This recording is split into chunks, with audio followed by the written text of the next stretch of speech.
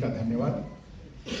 जैसा कि आप सभी जानते हैं, 22 अप्रैल 2025 को लश्कर तैयबा से संबंधित पाकिस्तानी और पाकिस्तान प्रशिक्षित आतंकवादियों ने भारत में जम्मू और कश्मीर के पहलगाम में भारतीय पर्यटकों पर बर्बरतापूर्ण हमला किया।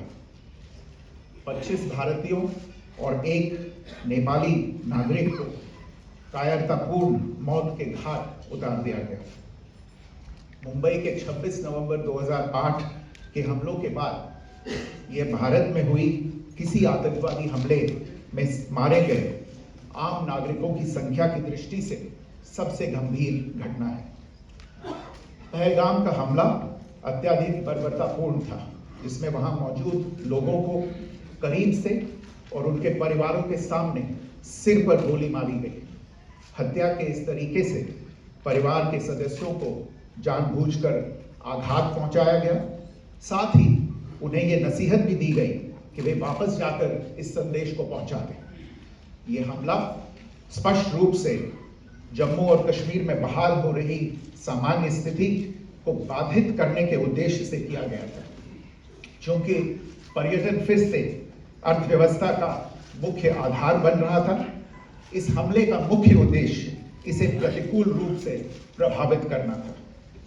पिछले वर्ष आप सभी जानते हैं 2.25 करोड़ से अधिक पर्यटक कश्मीर आए थे। इस हमले का मुख्य उद्देश्य इसलिए संभवतः यह था कि इस संघ राज्य क्षेत्र में विकास और प्रगति को नुकसान पहुंचाकर इसे पिछड़ा बनाए रखा जाए और पाकिस्तान से लगातार होने वाले सीमा पार आतंकवाद के लिए उपजाऊ जमीन बनाने में सहायता की जाए।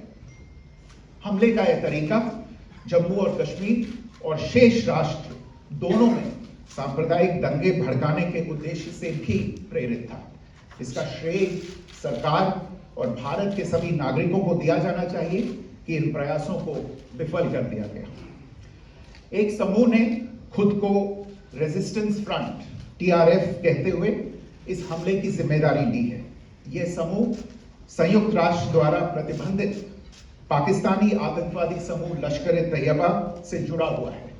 यह उल्लेखनीय है कि भारत ने मई और नवंबर 2024 में संयुक्त राष्ट्र की 1267 कमेटी की सैंक्शंस मॉनिटरिंग टीम को अर्धवार्षिक रिपोर्ट प्रस्तुत की थी, जिसमें TRF के बारे में साफ इनपुट दिए गए थे। इससे पाकिस्तान स्थित आतंकवादी समूहों के लिए कवर के रूप में TRF की भूमिका सामने आई थी।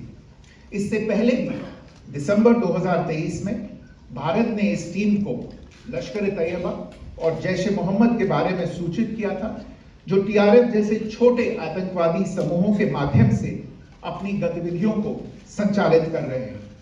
इस संबंध में 25 अप्रैल को UN सिक्योरिटी काउंसिल प्रेस वक्तव्य में TRF के संदर्भ को हटाने के लिए पाकिस्तान के दबाव पर भी ध्यान दिया जाना चाहिए।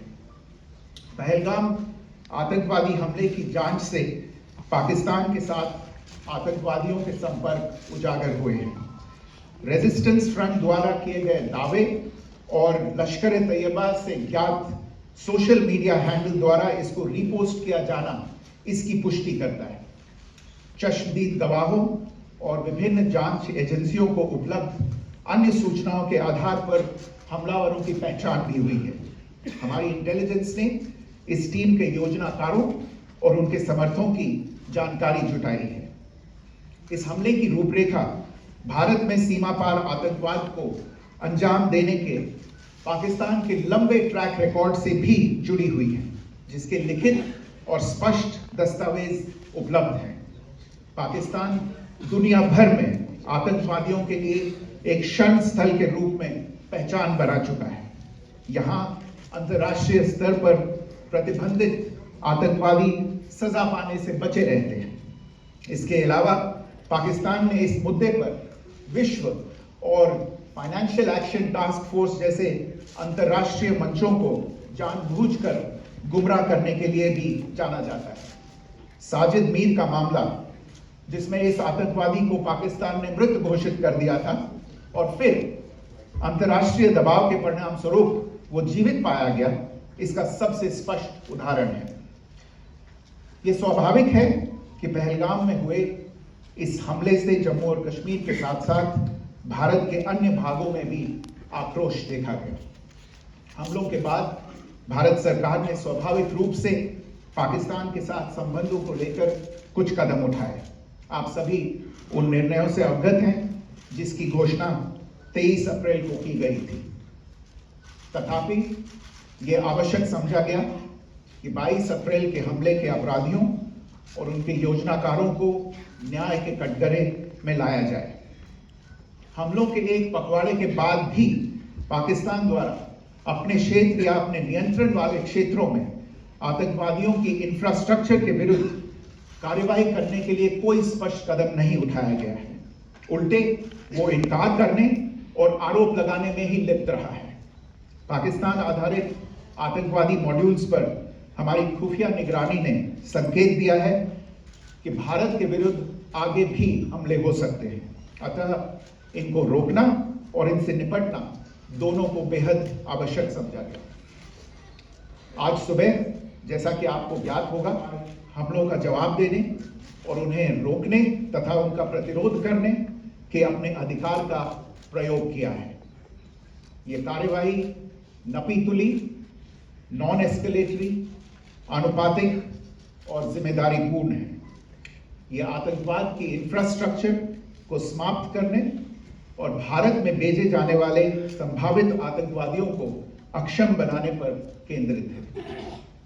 आपको यह भी स्मरण होगा कि 25 अप्रैल 2025 को संयुक्त राष्ट्र सुरक्षा परिषद ने पहलगाम आतंकवादी हमले पर एक प्रेस वक्तव्य जारी किया था, जिसमें आतंकवाद के इस निंदनीय कार्य के अपराधियों, आयोजकों, फाइनेंसरों और प्रायोजकों को जवाबदेह ठहराने और उन्हें न्याय के दायरे में लाने की आवश्यकता पर जोर दिया गया था।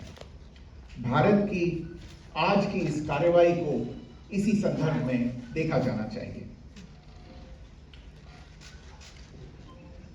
Good morning, thank you all.